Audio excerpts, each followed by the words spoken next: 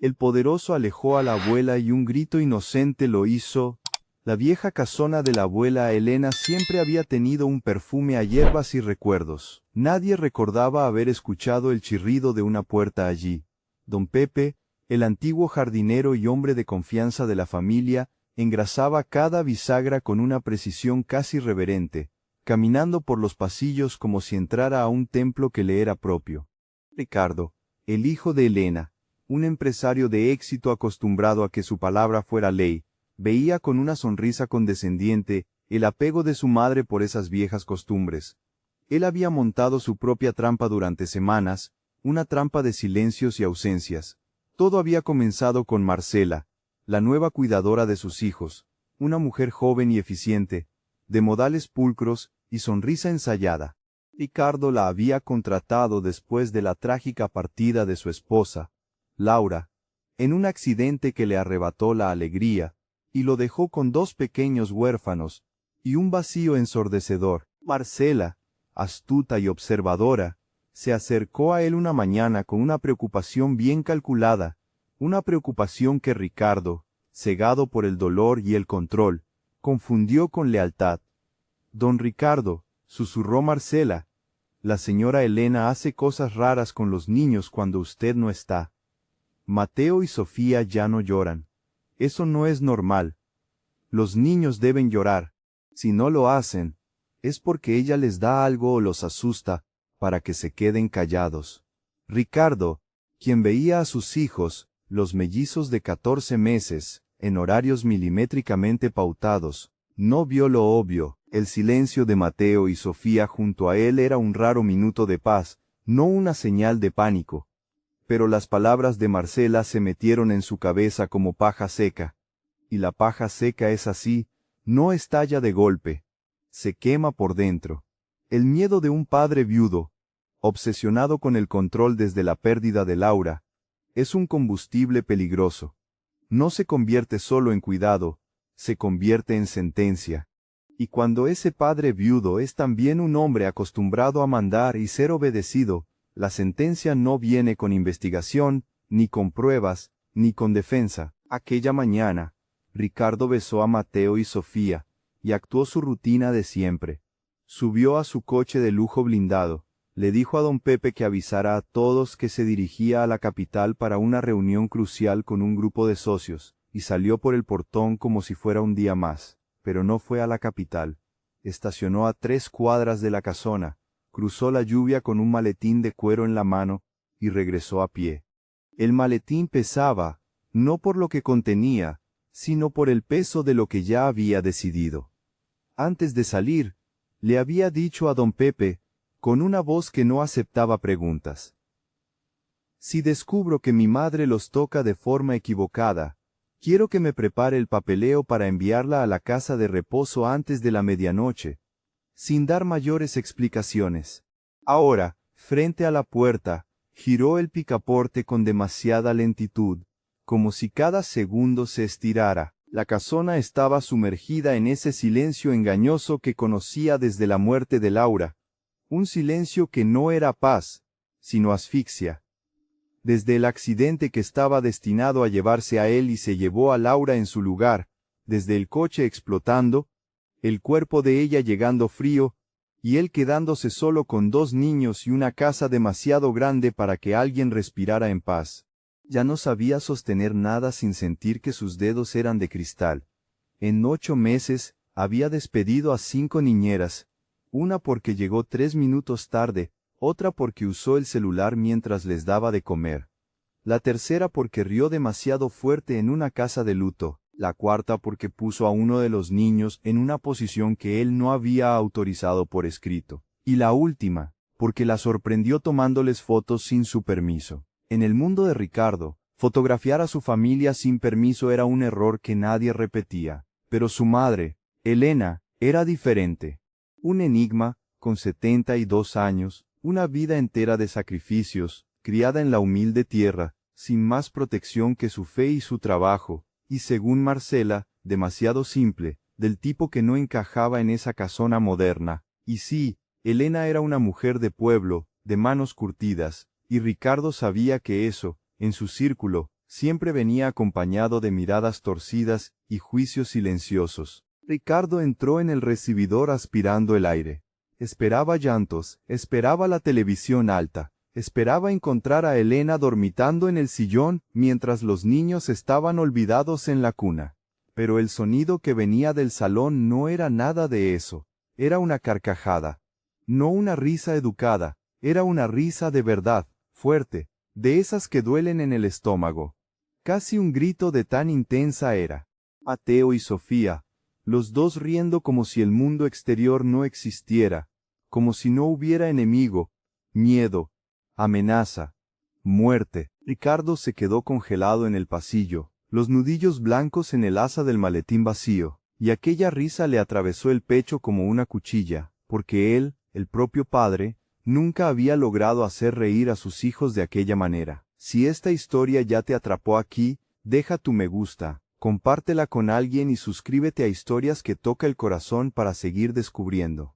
Porque lo que Ricardo vio cuando llegó a la puerta del salón fue tan absurdo, tan chocante y tan peligrosamente hermoso, que cambiaría todo lo que creía sobre el amor, el control y sobre la mujer que ya había decidido apartar. Dio 3 pasos más, lentos, calculados, casi sin ruido sobre el parquet. Cuando llegó a la entrada del salón, necesitó algunos segundos para entender lo que estaba viendo. El salón, normalmente impecable, con sofás de tonos claros, cuadros abstractos con marcos dorados, y la alfombra de lana tejida a mano que Laura había comprado en su último viaje, parecía el escenario de una escena a la que no había sido invitado. En el centro de la alfombra, tendida de espaldas, estaba Elena, no sentada leyendo, no de pie preparando un biberón, sino tumbada en el suelo, brazos alzados, cuerpo estirado, ocupando la alfombra, como si aquello fuera lo más normal del mundo, y en sus manos, unos guantes de jardinería, gastados, de tela colorida, los mismos que usaba para sus rosales, un objeto que, en la cabeza de Ricardo, ni siquiera debería entrar en esa habitación. Pero el shock no eran los guantes, era lo que estaba sucediendo encima de ella. Mateo, el más inquieto de los mellizos, estaba de pie sobre el pecho de Elena, su zapatito de colores aplastando el delantal de flores que Marcela tanto despreciaba, sus bracitos alzados como un mini explorador en la cima del mundo, el rostro echado hacia atrás, los dientecitos asomando en una enorme sonrisa. Y Sofía. Ricardo sintió que el corazón le fallaba cuando vio a Sofía. Sofía era la más frágil, la niña que 3 meses antes, la doctora Suárez había dicho con cautela que quizás tendría un retraso motor importante, que el camino sería largo, que apenas lograba sostenerse. Ahora Sofía estaba de pie sobre el vientre de Elena, sus piernas temblaban, sus rodillas casi cediendo, pero sin ceder, sus manitas agarradas a los hombros de su abuela, como si aquello fuera la barra de equilibrio del mundo, la boca abierta en una carcajada que venía de lo más profundo de su cuerpo. «¡Alerta de terremoto!», gritó Elena, exagerando en su juego, y entonces balanceó el cuerpo de un lado a otro, suavemente, como un pequeño temblor bajo los pies de los niños. Mateo reía aún más, inclinándose junto a ella, brazos alzados, porque parte del juego era no sujetarse. Sofía apretó el hombro de su abuela con fuerza, mordió el labio por un segundo, intentando mantener el equilibrio, y, cuando se dio cuenta de que seguía de pie, soltó una carcajada aguda, victoriosa, la risa de una niña haciendo algo que todos decían que no lograría. Elena sujetaba los tobillos de ambos con sus guantes de jardinería. La tela creaba una fricción que la piel no ofrecía. Su cuerpo se convertía en una base firme. La luz de la mañana entraba por las puertas de cristal, y dejaba el polvo brillando en el aire. Si un extraño entrara allí, vería solo una escena de caos hermoso. Confianza, instinto, cariño sin manual, pero Ricardo no era un extraño. Ricardo era Ricardo y no vio amor, vio un error. Vio los guantes y pensó en tierra, en gérmenes, en cualquier cosa tocando la piel de sus hijos. Vio la altura, menos de medio metro, y lo transformó en un abismo, imaginando a Sofía cayendo de cabeza, imaginando el hospital, luz blanca, el médico preguntando por qué lo permitió. Vio la alfombra, el último objeto que Laura eligió, el único lugar de la casa que, si se arrodillaba cerca, parecía guardar un resto de su perfume, y vio los zapatos de los niños por encima. Vio a Elena rodando en la alfombra como si fuera una colchoneta. Vio la casona cara y organizada convertida en un parque de juegos. Pero por debajo de todo había algo peor, la pérdida de control. Desde que Laura murió, el control se había convertido en su oxígeno. Él controlaba todo, su imperio, la casa, la rutina, el dolor, encerrando todo dentro del pecho, como si eso fuera valentía. Y ahora, frente a él, una mujer de 72 años, su propia madre, sin un gran título y sin protección alguna, dirigía la alegría de sus hijos, de una manera que él nunca había logrado. En el mundo de Ricardo, dejar que alguien mandara en algo suyo era debilidad, y la debilidad, para él, mataba. La sangre le subió a la cabeza, el estratega desapareció, el hombre calculador se esfumó. Quedó el padre viudo en pánico, y el dueño ofendido buscando un nombre para descargar su rabia. Ese nombre salió antes de que pudiera pensarlo. Madre. No fue una llamada, fue un gruñido, un sonido bajo, pesado, que usaba cuando estaba a punto de condenar a alguien. La palabra cayó en el salón como un martillo y la risa murió al instante. Elena se paralizó. Su cuerpo se endureció en un reflejo antiguo, un reflejo que no tenía nada que ver con mansiones, y todo que ver con la supervivencia. El reflejo de quien ya ha oído la voz de un hombre crecer de esa manera, y ha aprendido que el siguiente paso suele ser el dolor. Los niños sintieron el cambio en el aire antes de entender. Mateo dejó de reír. Sofía abrió los ojos de par en par y su equilibrio se desplomó. Sofía cayó primero. Bastó girar el rostro hacia el sonido de aquel gruñido y el frágil centro se perdió. El pie resbaló. El cuerpo se inclinó hacia el suelo. Ricardo vio a su hija cayendo y se lanzó, puro instinto. El maletín resbaló de su mano y golpeó el parquet, pero él estaba lejos, 4 pasos, y sabía, en ese horror de padre, que no llegaría. Solo que Elena sí llegó, porque ella ya estaba allí, ella era el suelo. En un lapso casi invisible, soltó un tobillo. La mano derecha subió y atrapó a Sofía en el aire, afirmando la palma en la nuca de ella, y tirando el cuerpecito hacia su pecho antes de que descendiera 1 centímetro más. Al mismo tiempo, el brazo izquierdo atrapó a Mateo por la cintura, y en un movimiento único, demasiado rápido para parecer improvisado, Elena rodó y se sentó en el suelo con los 2 hijos de él apretados contra su pecho, seguros, 2 segundos, menos que eso. Ricardo quedó con los brazos extendidos en el vacío, mirando, pero la rabia no le permitió entender. Ahora solo veía casi se cae, y necesitaba culpar a alguien. Los niños comenzaron a llorar. No era un llanto común, era ese grito desgarrado de susto, como si el mundo se hubiera roto. Un sonido que causa dolor en el oído y fuego en el pecho. Y lo peor, era un llanto que él había provocado.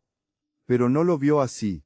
Ricardo cruzó el salón en 3 pasos. Se agachó y tiró de Mateo del regazo de Elena con demasiada fuerza, demasiado rápido, de la manera en que nadie debería tirar de un niño tan pequeño.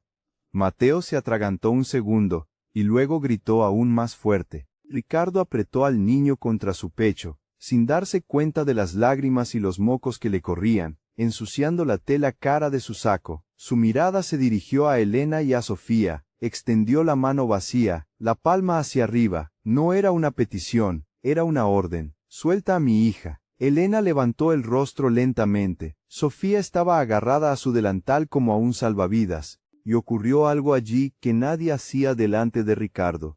Ella no soltó al instante, no para desafiar, sino porque Sofía estaba agarrada. Y su instinto le decía que no se arranca a un niño asustado de un regazo solo porque un hombre lo manda. No importa quién sea ese hombre. Ella encaró a Ricardo de frente, erguida como si estuviera de pie, incluso sentada en el suelo. 2 latidos. Entonces, Elena le susurró algo a Sofía muy bajo, y fue soltando sus dedos uno por uno con cuidado, como quien no quiere romper nada. Colocó a Sofía en el suelo junto a su hermano. Los dos se agarraron uno al otro en la alfombra y lloraron juntos. Elena se levantó despacio, sin prisa, y cuando estuvo de pie, Ricardo notó algo extraño. Tal vez no era tan bajita. Tal vez era solo la postura, como alguien que ya ha sufrido bastante en la vida para no doblegarse fácilmente. Fácil, dijo Ricardo con la frialdad del lugar donde él decidía destinos. Tienes 15 minutos para recoger tus cosas y salir de esta casa. En el minuto 16, las cosas no serán agradables. Te prepararemos la casa de reposo que habíamos hablado. Elena entendió. Ya había oído amenazas suficientes para saber cuándo eran de verdad, pero no lloró, no imploró, no explicó sus mañas, sus medicinas, sus cuentas atrasadas, ni las noches en vela ayudando a Sofía a ponerse de pie. Solo lo miró y dijo, con la voz temblorosa, no de miedo, sino de algo más grande.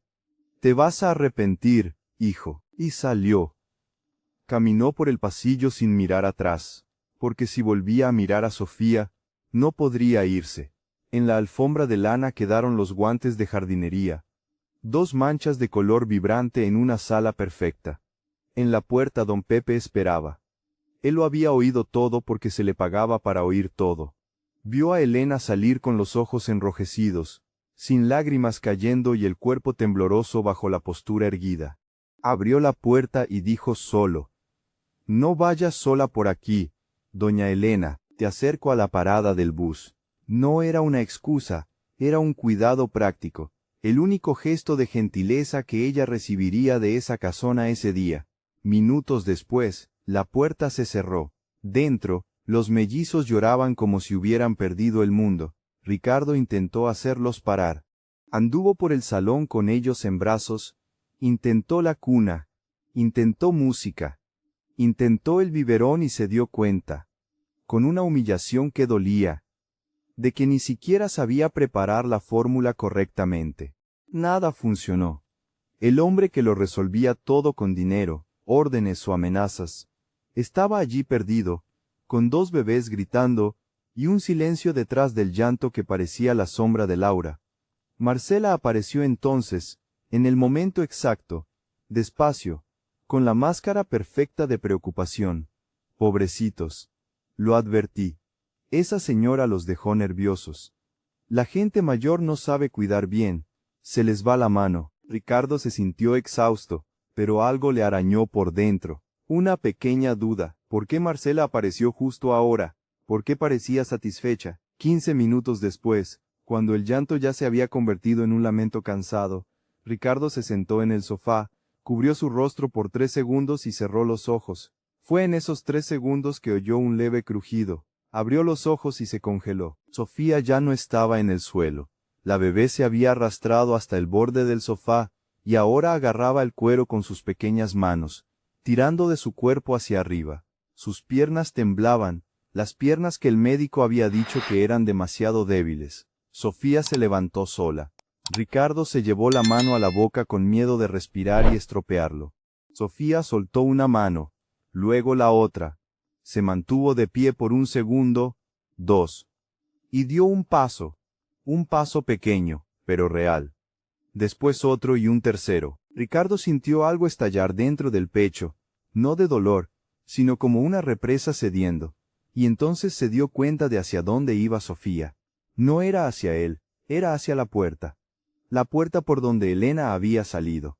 La boca de Sofía se movió y el sonido salió torcido, pequeño, pero claro. Abú, Abú. Cada paso era una llamada. Mateo vio a su hermana, dejó de llorar, y corrió hasta Ricardo, agarrándole los dedos y tirando con fuerza, como si estuviera mandando. Abú, Abú. Ricardo cayó de rodillas en el parquet de su propio salón.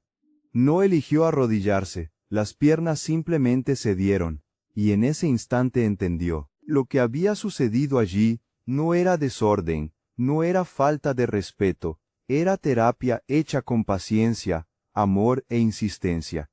Él había expulsado un milagro. Fue directo a la sala de seguridad en el sótano. Don Pepe ya estaba allí frente a la pared de monitores. «Vuelve 3 semanas», dijo Ricardo con la voz gastada por dentro. Todo lo del salón. En los siguientes 45 minutos, Ricardo vio lo que destruyó cada certeza que tenía. Elena en el suelo, Sofía llorando, ella doblando sus piernitas despacio, hablando bajo. «Eres fuerte, mi niña. Solo que aún no lo has descubierto». Ella acostándose, poniendo a Sofía de pie sobre su vientre, sujetándole los tobillos con los guantes de jardinería. La niña caía. Elena la recogía, la ponía de nuevo. Sofía se cayó 17 veces en 10 minutos. 17. Y ella no suspiró. No se irritó, no se dio por vencida. «Está todo bien, mi amor, lo intentamos de nuevo». 8 días después, Sofía se mantenía de pie 3 segundos, 10 días, 10 segundos, 3 semanas, medio paso. Y el día en que Sofía levantó el pie y lo colocó al frente por primera vez, Elena lloró en silencio, sin sonido, para no estorbar. Ricardo vio aquello, y sintió los ojos arderle. Don Pepe cambió a otra cámara.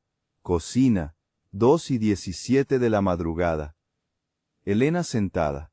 Teléfono en el oído, llorando de verdad. «Hijo, aguanta. Estoy intentando. Prometo que lo lograré». Ricardo la vio colgar, secarse las lágrimas, oír el llanto de los bebés en el monitor, y subir a alimentar a Sofía mientras él, el padre, dormía a pocos metros sin saber nada. Ricardo apagó las pantallas. La sala de seguridad quedó oscura, solo con luces parpadeantes, y susurró al vacío, como si Laura pudiera oírlo. «¿Qué hice?». Don Pepe habló entonces con cuidado. «Jefe, hay algo más. No es sobre la doña Elena, es sobre Marcela». Y la pequeña duda se convirtió en un peso. Don Pepe puso la cámara del segundo piso.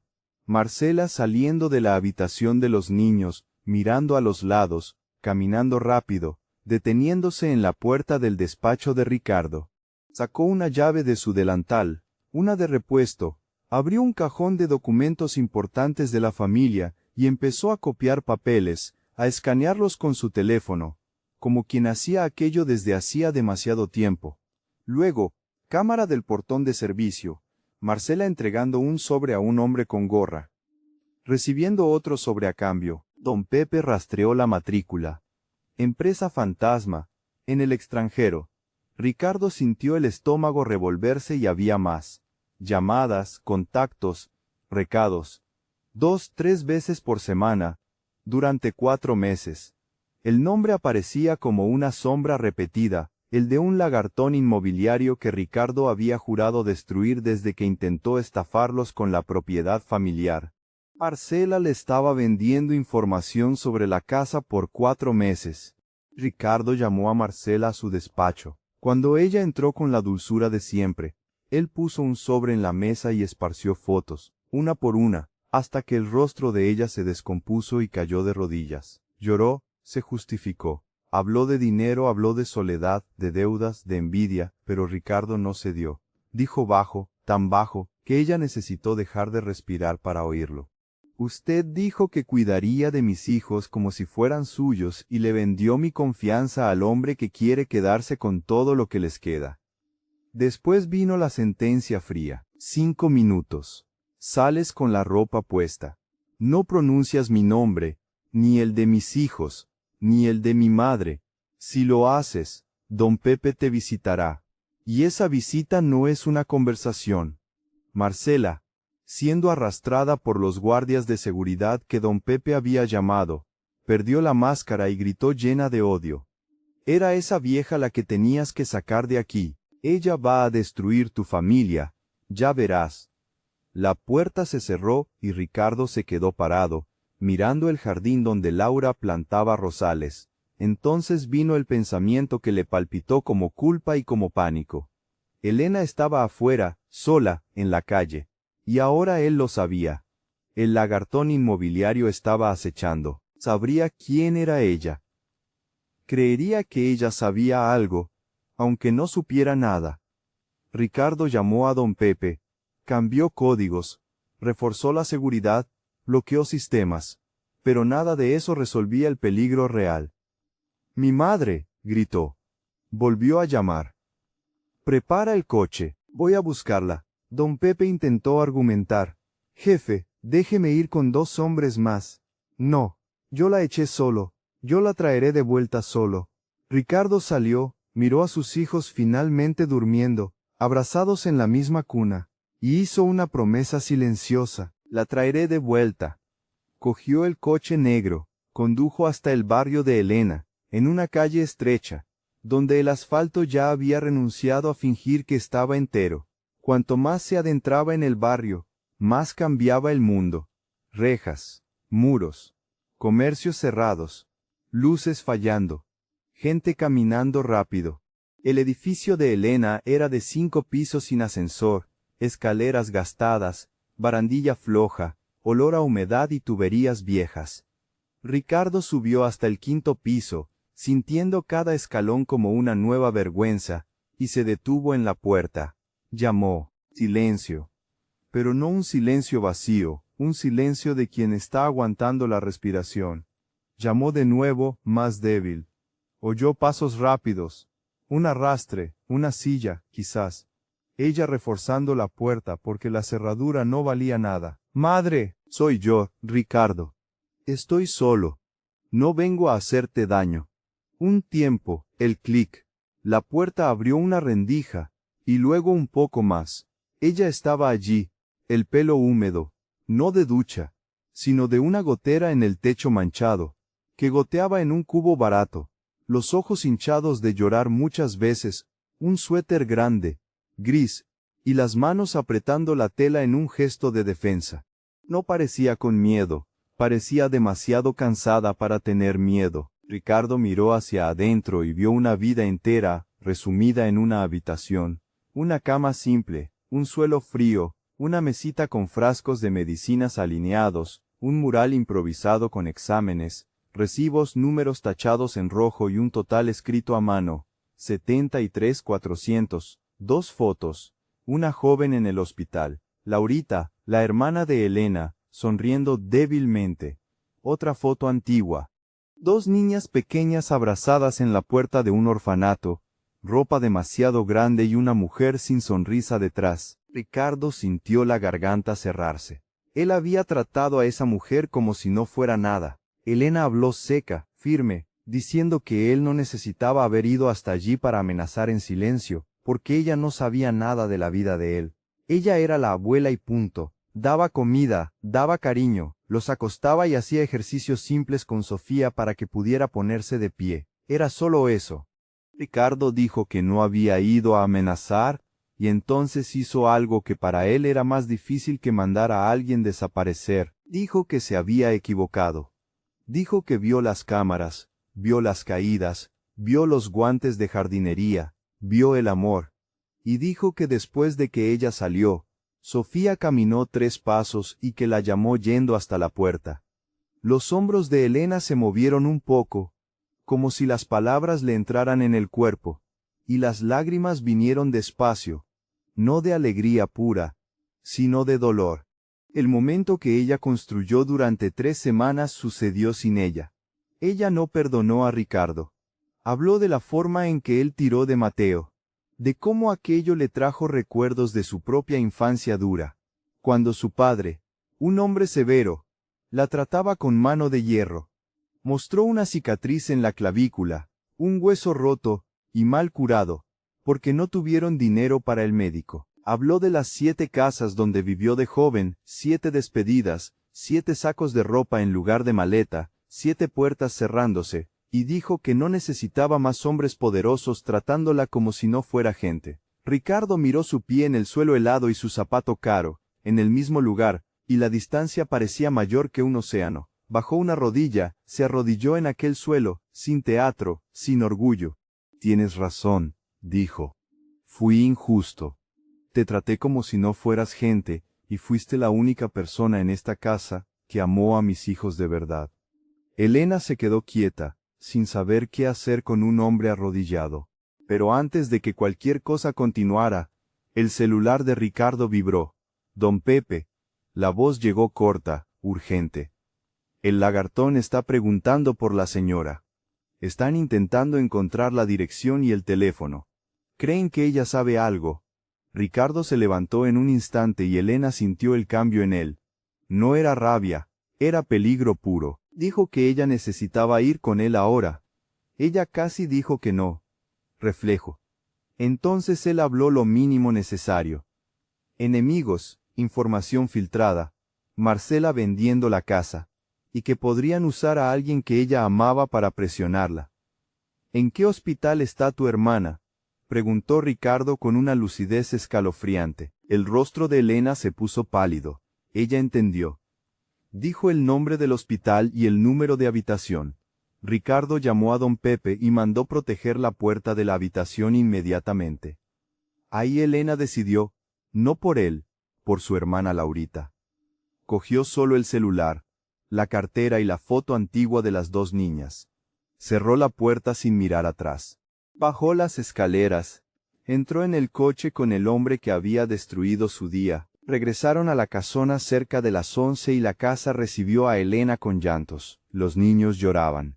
Llevaban 12 horas, un llanto cansado, casi sin lágrimas. Elena subió directamente. Cuando abrió la puerta del cuarto, Sofía levantó la cabeza y dejó de llorar, como si alguien hubiera apretado el botón de silenciar. Intentó escalar la cuna. Elena la cogió en brazos y Sofía repitió bajito, como quien confirma que es real. ¡Abú! ¡Abú! Mateo extendió los brazos. Elena cogió a los dos. Se arrodilló en la alfombra del cuarto y lloró en silencio con los dos aferrados a ella. Y Ricardo se quedó en la puerta, sin entrar, porque sabía que aquella escena no era suya. Después, en la cocina, cerca de las 3 de la madrugada, Elena explicó de dónde había sacado la técnica. De un centro de apoyo a niños con retraso motor en el pueblo cercano, donde aprendió ejercicios simples, y donde entendió que la tela de los guantes crea fricción, y ayuda a afirmar los tobillos sin lastimar. Dijo el precio de sus guantes de jardinería. Unos pocos pesos. Ricardo cerró los ojos pensando en cuánto gastaba en seguridad y médicos, y cómo el milagro había costado unos pocos pesos, y una persona que no se dio por vencida. Él le contó sobre Laura, el accidente, las llaves, el beso, la explosión, y cuando Elena impuso 3 condiciones para quedarse, sin delantal de flores, sin interrupción en los ejercicios y un mínimo de previsibilidad de parte del padre, Ricardo aceptó sin discutir. Días después, Marcela intentó atacar por otro camino. La policía. 2 agentes aparecieron diciendo que había una denuncia de agresión y robo, valores altos. Ricardo no amenazó. Fue quirúrgico. Entregó un pendrive con imágenes de Marcela manipulando documentos y copiando información. Habló con calma sobre su relación con la red del lagartón inmobiliario, y que aquello ya se había convertido en otra conversación. El agente cerró el cuaderno y salió con prisa. Elena vio a Ricardo allí apoyado en la puerta, exhausto, y su mirada cambió. No era gratitud ni miedo, era como si ella estuviera viendo a un hombre, no a un título. El lagartón intentó cercar por días. Coches sospechosos, fotos, preguntas a la gente de la calle, recados por terceros. Ricardo eligió otra respuesta, llamó a sus aliados, cerró rutas, secó dinero, bloqueó entregas, sin disparos, sin sangre, solo cortes de camino. El lagartón retrocedió y la noche en que Ricardo lo supo, entró en el cuarto y vio a Elena durmiendo en la butaca con Sofía en el pecho y Mateo mirándola hasta dormirse también. Ricardo cubrió los hombros de su madre con su propio saco y se sentó en el suelo del cuarto. Durmió allí por primera vez en muchos meses, durmió sin pesadillas. Meses después, la casona era otra. Los sofás todavía eran caros, pero tenían mantas coloridas por encima. La alfombra se convirtió en escenario. Los adornos caros fueron al depósito. El salón se llenó de vida. Y en una tarde fría, Ricardo estaba tendido en la alfombra con una media convertida en títere en la mano, gritando con una voz ridícula: «Atención, ciudadanos de Tapetolandia. El monstruo de las cosquillas ha llegado». Mateo y Sofía vinieron como flechas. Sofía, la niña que dijeron que quizás ni se pondría de pie sola, corría más rápido, saltaba encima de Ricardo, riendo como si el mundo fuera seguro. Y Ricardo reía alto, sin vergüenza, como si la casa entera pudiera temblar. Elena los observaba desde la puerta de la cocina, sonriendo de una manera que ella creía que ya no existía dentro de ella. Entonces, Ricardo gritó: «Madre, orden directa, sálvame», y ella respondió: «Calma, hijo, disculpa. Aquí solo los fuertes sobreviven».